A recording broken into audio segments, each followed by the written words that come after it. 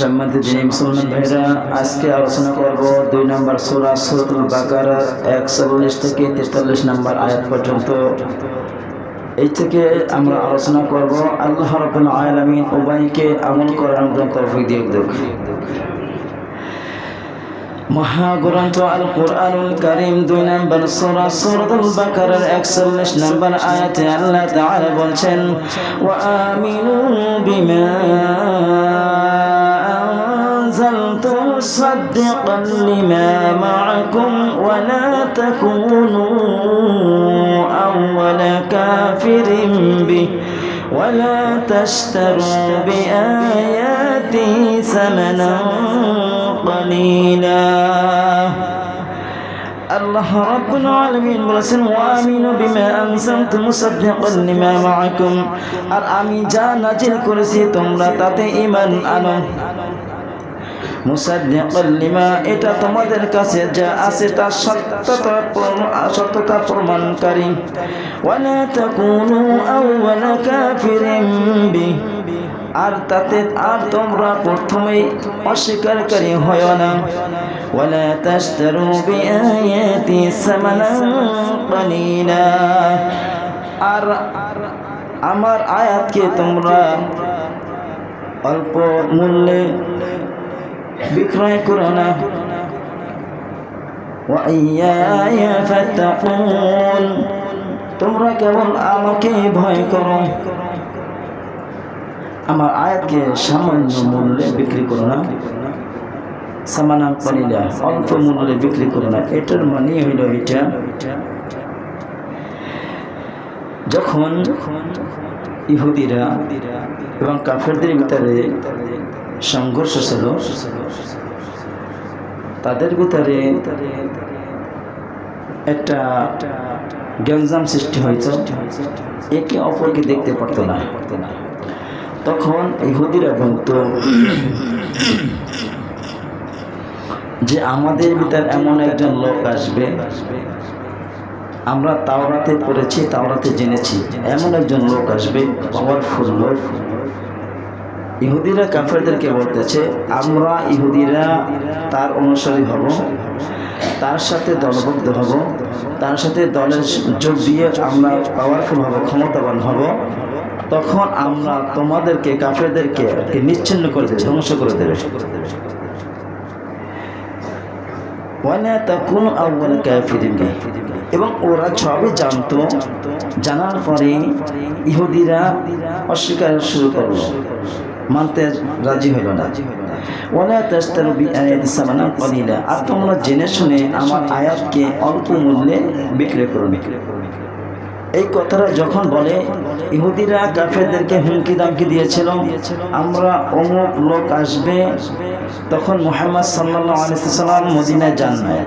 তো এখন আল্লাহ রাব্বুল আলামিন যখন আখির নবী হযরত মুহাম্মদ সাল্লাল্লাহু আলাইহি ওয়াসাল্লামের উপর যখন কোরআন নাজিল করলো, কোরআন নাজিল করার পরে যখন দেখে, ইহুদিরা দেখে আমাদের বিপক্ষে চলে যায়, আমরা যে অনুসরণ করতেছি, আমরা যে কাজগুলো করতেছি, কোরআন এই বিরোধী হয়ে যায়।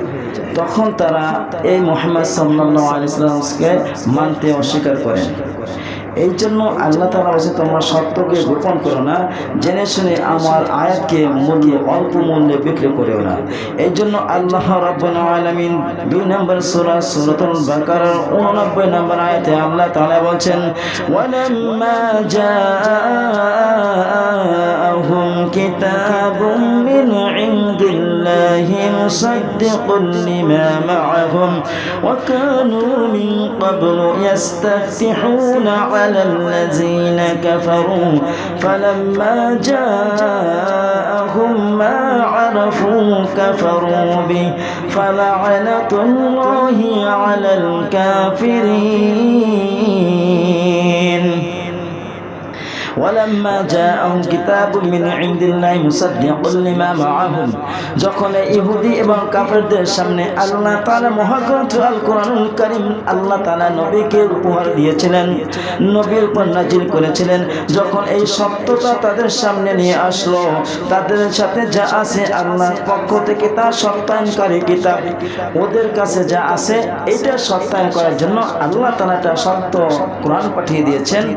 ওয়াকানু মিন ক্বাবলু ইস্তাফতিহুনা আলাল্লাযিনা কাফারু, ওয়াকানু মিন ক্বাবলু ইস্তাফতিহুনা, ওয়াকানু মিন ক্বাবলু, ইতিপূর্বে এরা কাফেরদেরকে বলেছিল আমরা ইহুদিরা একজন নবী আসবে, একজন পয়গম্বর আসবে, একজন লোক আসবে, পাওয়ারফুল লোক আসবে, আমরা তাদের সাথে যোগ দিয়ে দল ভারী করে শক্তিশালী বানাইয়া আমরা কাফেরদেরকে নিশ্চিহ্ন করে দেব।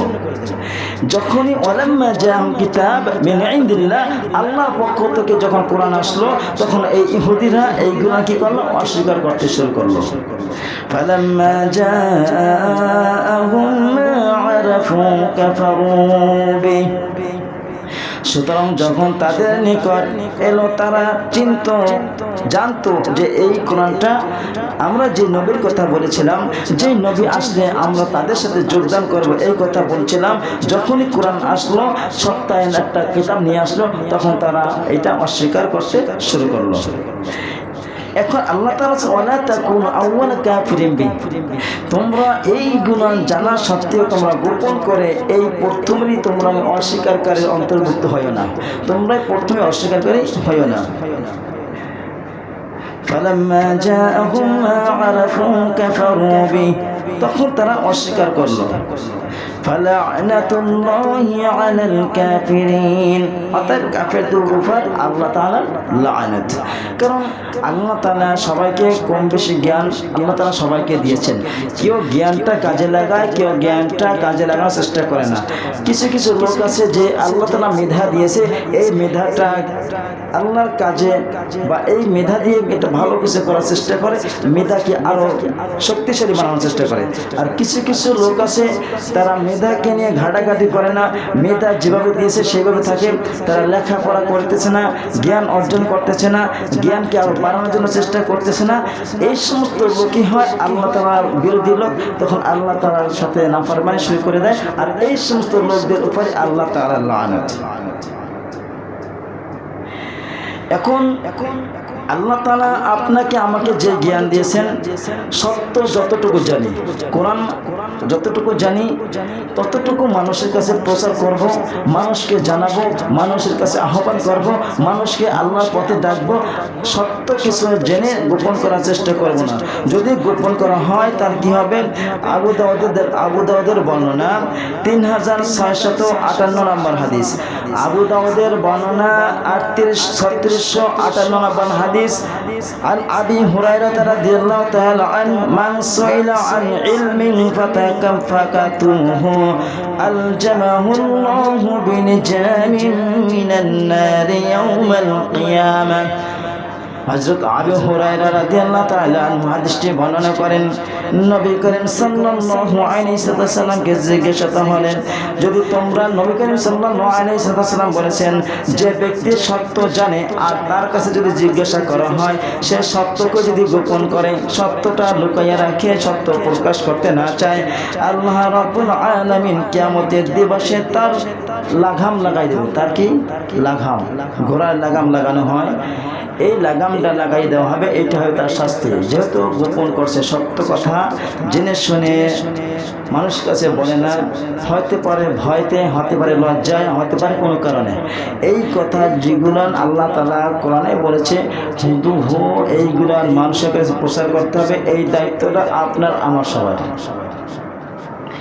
এই জন্য আল্লাহ রাব্বুল আলামিন আখির নবী হযরত মুহাম্মদ সাল্লাল্লাহু আলাইহি ওয়াসাল্লামকে বলেছেন, ইয়া আইয়ুহার রাসূল বাল্লিগ মা উনজিলা ইলাইকা মির রাব্বিক ওয়া ইল্লাম তাফআলু, ও নবী আপনার উপর যে কিতাব নাজিল করা হয় সেই কিতাবকে বাল্লিগ মানে পৌঁছে দেন, মানুষের কাছে কাছে পৌঁছে দেন, মানুষের হেদায়েতের কথা বলে মানুষের হেদায়েতের পথের দিকে আহ্বান করেন। আপনি যদি এই কাজগুলো যদি না করেন, আপনার উপর যে রিসালাত দেওয়া হয়েছিল, যে দায়িত্ব দেওয়া হয়েছিল সেই দায়িত্ব আপনি পালন করবেন না। আর যদি করেন, আমি রব আপনাকে ওয়াদা করলাম মানুষ শয়তান আর জিন শয়তান থেকে আমি রব আপনাকে হেফাজত করব। এই জন্য জেনে শুনে আল্লাহ রাব্বুল আলামিনের কথাকে গোপন করা যাবে না। ওয়া আমিনু বিমা আনজালতু মুসাদ্দিকাল লিমা মাআকুম ওয়া লা তাকুনু আউওয়ালা কাফিরিন বি ওয়া লা তাশতারু বিআয়াতি সামানান কালিলা, তোমরা অল্প মূল্যে তোমরা কি করো না, আল্লাহ তাআলার আইনকে, আল্লাহ তাআলার বিধানকে পরিবর্তন করো না, বিক্রি করে দেও না। কোরআনে যতটুকু বলা হয়েছে ততটুকুই বলতে হবে, তার বেশিও বলা যাবে না, কম বলা যাবে না। যদি কম বলা হয় বা কম যদি একটু হয়ে যায় সেটা আল্লাহ তাআলা ক্ষমা করতে পারেন। আর যদি একটু বাড়াইয়ে বলা হয়, যেটা আল্লাহ তাআলা বলেন নাই, এটা যদি একটু বাড়াইয়ে বলা হয়, এটার জন্য জবাবদিহি করতে হবে কিয়ামতের দিবসে আল্লাহর কাছে।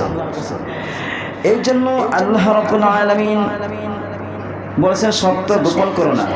2 নম্বর সূরা সূরাতুল বাকারার 42 নম্বর আয়াত, ওয়ালা তালবিসুল হাক্কা বিল বাতিলি ওয়া তাকতুমুল হাক্কা ওয়া আনতুম তা'লামুন, এবং তোমরা সত্যকে মিথ্যার সাথে মিশ্রিত করো না, সত্যকে মিথ্যার সাথে মিশ্রিত করো না, এবং জেনে শুনে সত্য গোপন করো না, এবং জেনে শুনে সত্য গোপন করো না। চাল যদি আলাদা রান্না করা হয় সেটা হয় ভাত, ডাল যদি আলাদা রান্না করা হয় সেটা হয় ডাল। যদি ডাল আর চাল মিলিয়ে রান্না করা হয় তাহলে কি হয়?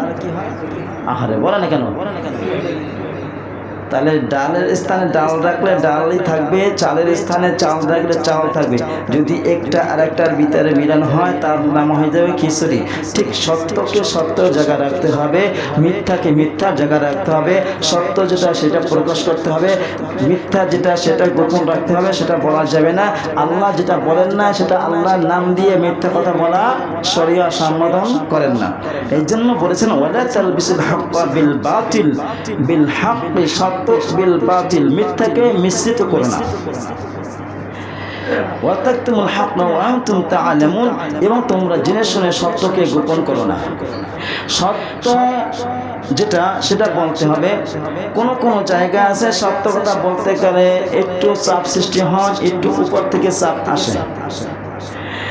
যেমনটা কোনো মসজিদে কথা বলতে গেলে, সুদের বিষয়ে কথা বলতে গেলে, ঘুষের বিষয়ে কথা বলতে গেলে, হারাম বিষয়ে কথা বলতে গেলে, যে কোনো অন্যায় বিষয়ে কথা বলতে গেলে, যেই অন্যায় নিয়ে কথা বলা হয় সেই অন্যায়ের সাথে যারা জড়িত তারাই তখন একটু হুমকি দামকি দেয়। এই প্রত্যেকটা মসজিদে ইমামকে একটু সতর্ক বানিয়ে দেয় যে আপনি এই সমস্ত বিষয় নিয়ে আলোচনা করেন না। কি আলোচনা করবেন? আসমানের উপর কি আছে, জমিনের নিচে কি আছে, এই দুইটা বিষয় নিয়ে আপনি আলোচনা করেন, কোনো সমস্যা নাই। কিন্তু উপরের জমিনের উপরে আসমানের নিচে এই বিষয় নিয়ে কথা বলতে গেলে আমি সুদখোর আমার গায়ে বাজে, আমি ঘুষখোর আমার গায়ে বাজে, আমি হারামখোর আমার গায়ে বাজে, আমি অন্যায় করি আমার গায়ে লাগে, যেতেও যেই অন্যায়টা করে তার গায়ে এটা লাগা সম্ভব, ঠিক না?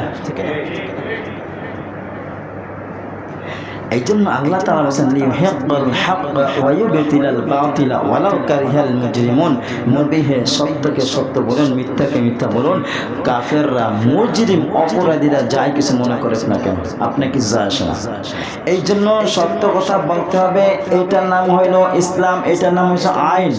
আল্লাহ তাআলা সত্যকে সত্য বলছেন, আল্লাহ তাআলা হুকুম পালন করব, সেতে যেই সমস্ত মানুষ কিছু যায় বলে না কেন, ওতে আমাদেরকে যায় আসে না ইনশাআল্লাহ।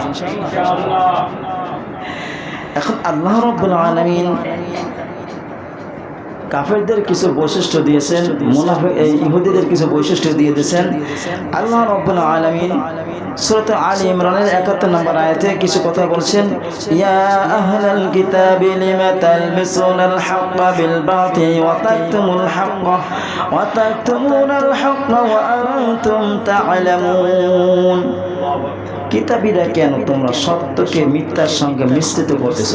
আহলে কিতাব, কিতাব বলা যাদের উপরে কিতাব নাজিল করা হয়েছিল, সেই কিতাবদারীরা নিজেরা যখন দেখতেছে এই কোরআনের সাথে যদি আমরা যদি ওই যখন নবীদের উপর যেই নবীর উপর যেই কিতাব নাজিল হয়েছে, কিছু ওই আহলে কিতাবদের ভিতরে আলেম ছিল, পণ্ডিত ছিল, জ্ঞানী ব্যক্তিরা ছিল, তখন তাদের যে উল্টা পাল্টা চলা সবচেয়ে খারাপ তা না, কিছু ভালো লোক ছিল যারা উল্টা পাল্টা চলতো নিজেদের জন্য, নিজেদের নাম যশ খ্যাতি অর্জন করার জন্য, নিজেদের পদ বৃদ্ধি করার জন্য, ক্ষমতা বৃদ্ধি করার জন্য।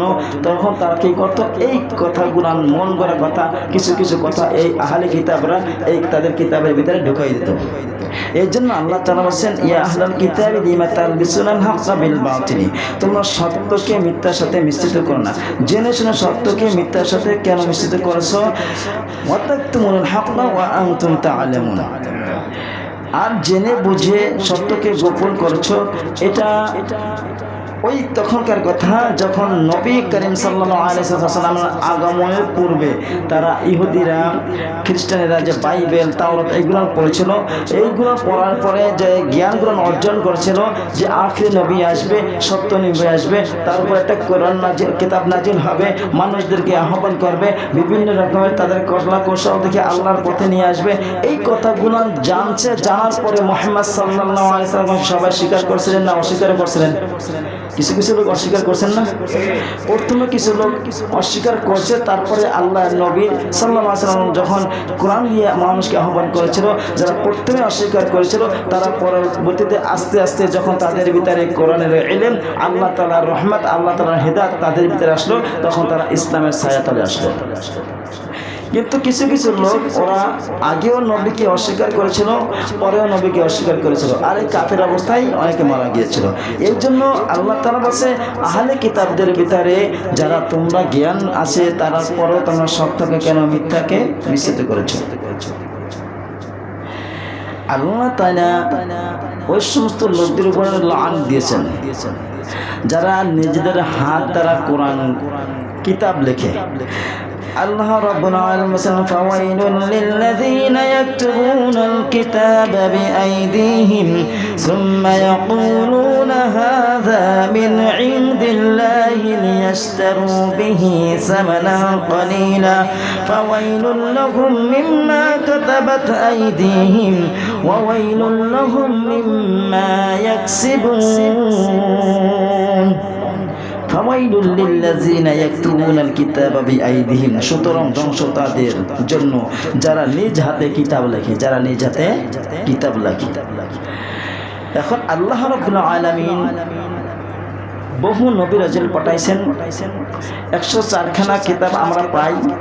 এই 104খানা কিতাবের ভিতরে আল্লাহ রাব্বুল আলামিন যেই কথাগুলো বলেছে, আর এই কথাগুলোকে পাল্টাইয়া নিজেদের মন গড়া কথা ঢুকাইয়া দিয়ে তারপরে মানুষদেরকে বলে, সুম্মা ইয়াকুলুনা হাযা মিন ইনদিল্লাহ লিয়াশতারু বিহি সামানান ক্বালীলা, সুম্মা ইয়াকুলুনা হাযা মিন ইনদিল্লাহ, নিজেরা কিছু মন গড়া কথা লেখে তারপরে বলে এইটা মিন ইনদিল্লাহ, আল্লাহর পক্ষ থেকে এসেছে, আল্লাহর পক্ষ থেকে এসেছে। সুলাইমান আলাইহিস সালাম যখন তিনি কিছু কথা লিখতেন, লেখার পরে কিছু গ্যাপ ছিল, এই গ্যাপের ভিতরে শয়তান যে জিন তিনি পালন করতেন, শয়তান ওই গ্যাপে গ্যাপে নিজে কিছু মন গড়া কথা লিখে দিতেন, কিছু মন গড়া কথা লিখে দিতেন। যখন হযরত সুলাইমান আলাইহিস সালাম যখন দুনিয়া থেকে চলে যায়, বহু পরে এই যখন এই কিতাবটা বের করা হয়, তখন এই কিতাবের ভিতরে কিছু কিছু কথা শয়তান মন গড়া লিখে দিয়েছে। এইগুলো তখন তাদের ভিতরে কুমন্ত্রণা দিল যে তোমাদের পূর্বে যে নবী ছিল সেই নবী নিজে এই কথাগুলো লিখে গেছে, অতএব এই কথাগুলো তোমরা মানো, কথাগুলো তোমরা মানো। অথচ নবী মানে লেখেন নাই, আল্লাহর পক্ষ থেকে কোনো হুকুম আসেন নাই, ওহী আসেন নাই, কিন্তু ইবলিস মাঝে মাঝে গ্যাপ রেখা তারপর কি করলেন, এইটা মানুষদেরকে বুঝাইলেন যে দেখো এই মাঝে মাঝে তোমাদের এই সুলাইমান আলাইহিস সালাম লেখেছে, যেমন সাপোজ একটা বোঝাই, আমি মাঝে মাঝে কিছুটা গ্যাপ রাখছি, এই 2-1 লাইন গ্যাপ আছে, গ্যাপের ভিতরে লেখা যাবে না, কথা বলে না। এই গ্যাপের ভিতরে যে আমার ছেলে অথবা অন্য কেউ যদি একটা উল্টা পাল্টা কথা লেখা, এরপর যদি এইটা যদি আবার কোনো অন্য একটা মসজিদে আলোচনা করা হয় যে এইটা কে লেখছে, বলবো যে এইটা লেখছে অমুক হুজুর লেখছে, বদনামটা কার হবে, আমার না অন্য কারো, কথা বলে না। তা এই জন্য সুলাইমান আলাইহিস সালাম যখন কিছু কথা লিখে রাখতেন, মাঝে মাঝে একটু গ্যাপ রাখতেন, গ্যাপের ভিতরে ওই যে জিন ওরা নিজেরা মন করা কিছু লিখে রাখতো। এই জন্য সূরাতুল বাকারা 102 নম্বর আয়াতে এই যে মানুষদের ভিতরে বিচ্ছেদ ঘটায়, এই ঘটার ভিতরে এই কথাগুলো উল্লেখ আছে। তো এই জন্য আল্লাহ তাআলা বলছেন, তোমরা জেনে শুনে আমার আয়াতকে বিকৃত করো না, অল্প মূল্যে বিক্রি করো না। যেমনটা এক্সাম্পল দেয়, আল্লাহ তাআলা কোরআনে যে আইনটা করেছেন, এই আইন অনুযায়ী কাজ করা এটা হচ্ছে ন্যায়সঙ্গত কাজ। আল্লাহ তাআলা যে আইনটা করেছেন, এই আইনটার বাহিরে কাজ করা এটা হচ্ছে অন্যায়, অন্যায় না?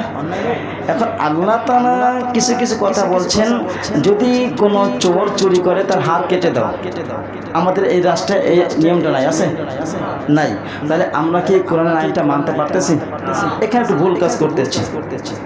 এরপরে আল্লাহ তাআলা যদি বলে যে তোমরা জিনা করো না, জিনার শাস্তি হবে এইটা, আল্লাহ তাআলা কোরআনে বলে যে শাস্তি এইটা, আমরা সেই শাস্তি অনুযায়ী এখন কাজ করি না, করি? কথা বলে না, করি? যদি একটা অন্যায় কাজ করা হয়, একটু ধরে একটু হালকা পাতলা হয়তো চট থাপ্পড় মা একটু দিয়ে থানায় দিয়ে দিই, কিন্তু যদি বিবাহিত হয় এর শাস্তি কি, আর অবিবাহিত হলে তার শাস্তি কি, এটা কোরআনে উল্লেখ আছে। কিন্তু এই আইনটা আমাদের বাংলাদেশে আছে, আছে? তাহলে আমরা কোরআনের আইন অনুযায়ী চলতে পারতেছি?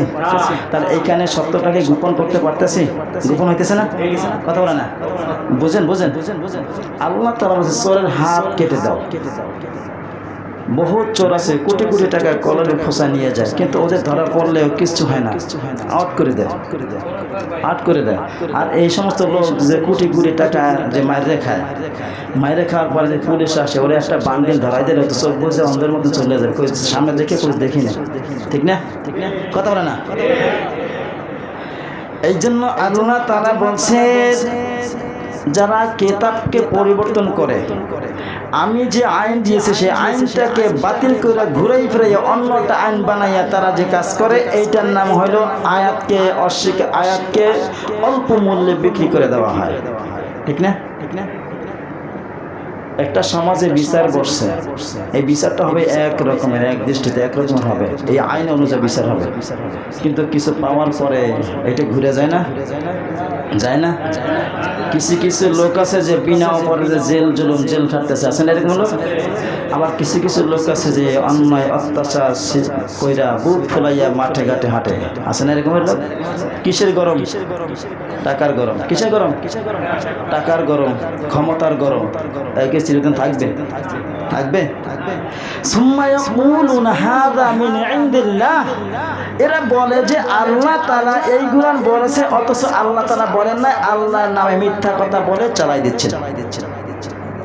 লিয়াশতারু বিহি সামানান কলিলা, যা তা তুচ্ছ মূল্যে বিক্রি করতে পারে। ফাওয়াইলুল লাহুম মিম্মা কাতাবাত আইদিহিম, সুতরাং তাদের হাত যা লিখেছে তার পরিণাম তাদের জন্য ধ্বংস। তাদের হাত যা লিখেছে তাদের জন্য তার পরিণাম কি? ধ্বংস। এই যে লিখলো, হয়তো লিখছে বা এটা বানাইয়া কথা বলা, এটা আল্লাহ তাআলার কোরআনকে, আল্লাহ তাআলার কিতাবকে বিকৃত করা, অল্প মূল্যে বিক্রি করা।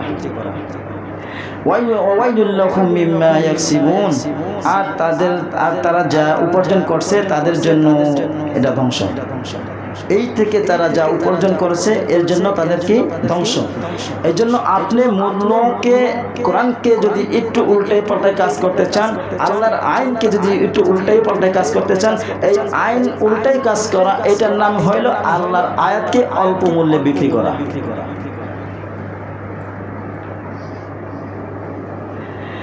এখন যেই কথাগুলো আল্লাহ বলেন না, যেই কথাগুলো নবী বলেন না, এই কথাগুলো যদি বলে বেড়ায়, তাহলে তার শাস্তি কি? তিরমিজির বর্ণনা 2669 নম্বর হাদিস। তিরমিজির বর্ণনা 2669 নম্বর হাদিস। ক্বালা রাসূল সাল্লাল্লাহু আলাইহি ওয়াসাল্লাম বাল্লিগু আন্নী ওয়ালাউ আয়া, নবীজি সাল্লাল্লাহু আলাইহি ওয়াসাল্লাম বলেছেন, আমার পক্ষ হইতে হইলে একটা আয়াত হলেও তোমরা পৌঁছাইয়ে দাও। বাল্লিগ মানে পৌঁছানো, বাল্লিগু আন্নী ওয়ালাউ আয়া, যদি ভালো কিছু জানো আমার পক্ষে হইতে হইলে একটা পৌঁছাইয়ে দাও। ومن كذب علي متعمدا فليتبوأ مقعده من النار আর যে ব্যক্তি আমি কিছু বলি নাই আমার নামে মিথ্যা রটনা রটাইল, নবীজি বলতেছে যে ব্যক্তি আমার নামে মিথ্যা রটনা রটাইল সে যেন তার স্থায়ী ঠিকানা জাহান্নাম করে নিল, স্থায়ী ঠিকানা জাহান্নাম করে নিল। কোন দলের যদি কর্মীরা নেতার নাম ভাঙ্গাইয়া যদি খায় আর এইটা যদি ধরা পড়ে, কর্মীরও ইজ্জত নষ্ট হয়, নেতারও ইজ্জত নষ্ট হয়, ঠিক না? আর যদি নেতা যদি কাজটা করতে না বলে আর সে এই কাজটা না করে, যদি তার নাম দিয়ে যদি এটা চালাইয়ে দেয়, যদি ধরা পড়ে শাস্তি কম হয় না বেশি হয়? বেটা তুই আমার নামে মিথ্যা কথা বললে, আমার ইজ্জত নষ্ট করে, আমার সম্মান নষ্ট করে তুই করলে, ওর শাস্তি ডাবল হয়, ঠিক না? ঠিক না? কিয়ামতের দিবসে আল্লাহ তাআলা বলবে, বান্দা তুই আমার সাথে শিরক করলি কেন? আর শিরক করা মানে আল্লাহকে ছোট করা, নাউজুবিল্লাহ, আল্লাহকে ছোট করা। পাওয়ারফুল ওয়ানলি ওয়ান, একমাত্র আল্লাহ, ঠিক না? ঠিক না? আল্লাহর সমকক্ষ কেউ আছে? হতে পারে? সম্ভব? কিয়ামত পর্যন্ত পারবে? এখন আল্লাহর সমকক্ষ কাউকে করা হয় তখনই আল্লাহ তাআলা যে ক্ষমতা, যে পাওয়ার মানুষকে দিয়েছে সেই গুণানের মাধ্যমে মানুষের কাছে চাওয়া শরিয়া সম্মত জায়েজ আছে, ঠিক না? আপনার কাছে 50,000 টাকা আছে, আমার 10,000 টাকা লাগবে, আপনার কাছে আমি 10,000 টাকা ধার চাইতে পারি, যাবে নাকি? যাবে না? আল্লাহ তাআলা এই পাওয়ারগুলো দিয়েছেন, আপনার শক্তি দিয়েছেন, আপনি একদিন তার বদলা দিয়ে দিতে পারবেন। আপনাকে আল্লাহ তাআলা শক্তি দিয়েছে, পাওয়ার দিয়েছে, মেধা দিয়েছে, বুদ্ধি দিয়েছে, আপনাকে তাকে একটা বুদ্ধি দিয়ে কাজটা, কঠিন কাজটা সহজ করাই দেওয়ার মতন জ্ঞান আল্লাহ তাআলা আপনাকে দিয়েছেন, করে দেন, এটা জায়েজ আছে, ঠিক না? যেই কাজটা হায়াত, মওয়াত, ধন দৌলত, কি খাবেন, রিজিক, এইগুলোর দায়িত্ব নিয়েছে কে? আল্লাহ। এখন যদি আপনি যদি বলেন, কোনো পীরের কাছে যাইয়ে দিয়ে বলেন, বাবা আমার মেয়ের বিবাহ হচ্ছে না, একটু বিবাহের ব্যবস্থা করে দেন, আমার ছেলের বিবাহ হচ্ছে না, আমার ছেলের বিবাহের ব্যবস্থা করে দেন, খাজা বাবা, পীর বাবা আমার সন্তান হচ্ছে না, একটা সন্তানের ব্যবস্থা করে দেন, এই সন্তান দেওয়ার মালিককে? রিজিক দেওয়ার মালিককে? বিবাহর মালিককে? যেইগুলান ক্ষমতা আল্লাহ রাখছে এইগুলান অন্যের কাছে চাওয়া মানে তাকে আল্লাহর সমকক্ষ করা আর আল্লাহকে ছোট করা, ঠিক না? এই জন্য এইটা হলো শিরক, মানে আল্লাহর সমকক্ষ করা মানে আল্লাহকে ছোট করা, হ্যায় প্রতিপন্ন করা। আর বিদআত মানে কি? নবীজি যেই কাজটা করে যেতে পারেন নাই, অসমাপ্ত রেখে গেছেন, এই কাজগুলোকে সমাপ্ত করার নাম হইল বিদআত। কি? নবীজি এমন কোনো কথা গোপন রেখেছেন, এমন কোনো কথা বলেন নাই, এটা কি কোরআন হাদিসে প্রমাণ পাওয়া যায়? যদি না পাওয়া যায়, এইগুলো নবীজির নাম দিয়ে যদি কিছু কথা বলতে যাই, নিয়াত থাকবে কি? নেকির উদ্দেশ্য।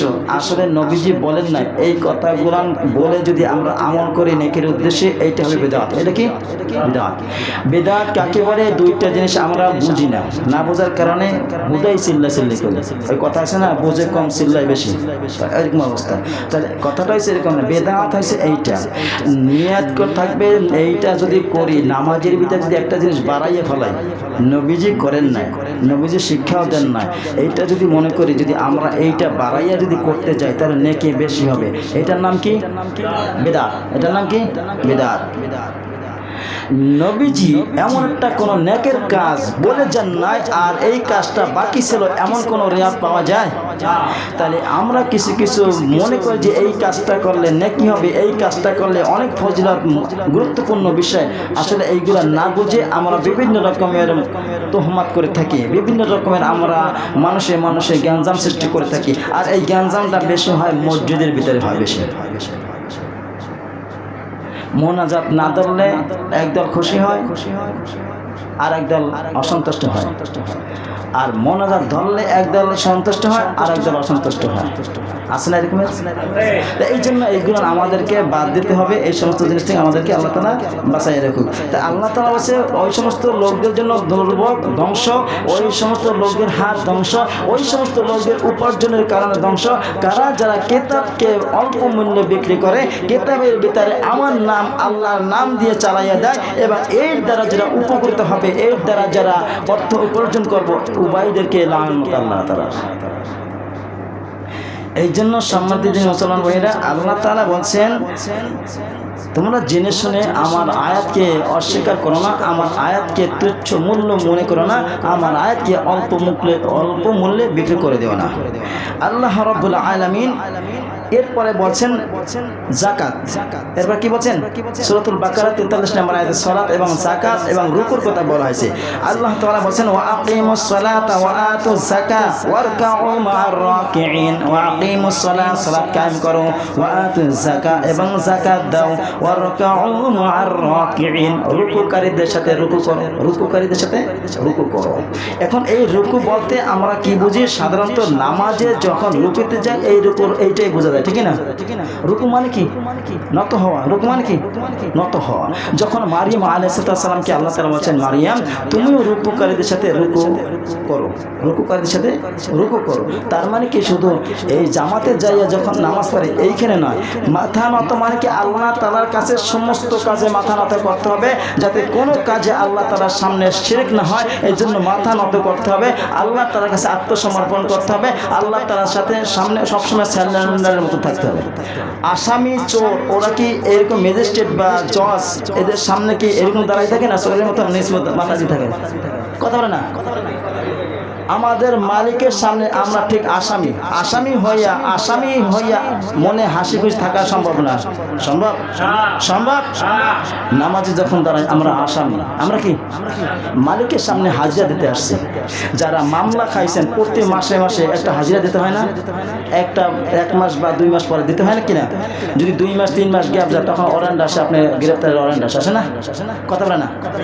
এই জন্য আল্লাহ তাআলা বলেছেন ওয়াকিমুস সালাত, সালাত কায়েম করো। ও মুসলমান ভাইরা, যখন আজানের টাইম হয়ে যায়, আজান হয়ে যায়, তোরে ঘরে করে মসজিদের দিকে চলে যাও। এক ওয়াক্ত নামাজ আদায় করেছো, অন্য ওয়াক্তের মাঝে একটু গ্যাপ গিয়েছে, এই গ্যাপের ভিতরে তোমরা শয়তানের ধোঁকায় পড়া অনেক ভুল কাজ করতে পারো, পাপ কাজ করতে পারো।